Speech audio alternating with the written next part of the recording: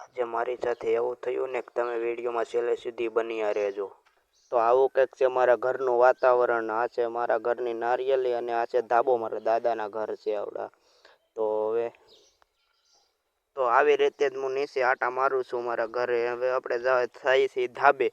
અહીંયા મારો ભાઈ સુવે છે અને હું ધાબે ચડી ગયો છું હવે. તો આવો છે મારો ધાબો અને આ છે મારી પથારી. તો હવે હું તમને દેખાડું મારા ધાબાનું વાતાવરણ.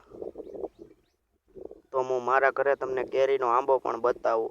અહીંયા છે ભોરાનાથ, આ છે કેરીનો આંબો. હું તમને નીચેથી પણ બતાવી. અને ઓલો છે રાવણો. રાવણા ખાવા હોય તો આવજો. તો હું નીચે જો આ છે કેરીનો આંબો અને હું મારા ગામ છે આવડો નાનકડું ગામ છે. જો ઝૂમ કરીને બતાવવું ઓલે પણ છે ટાવર મારા ગામનો.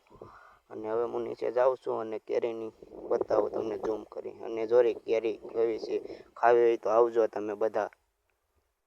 તમને મારા વિડીયો ગમતા હોય તો ફોલો અને લાઈક કરજો. તમારો એક નાનકડો સપોર્ટના લીધે મને ફોલો કરશો ને તો તમારો બહુ મોટો મને સપોર્ટ મળશે. જય માતાજી, જય દ્વારકા.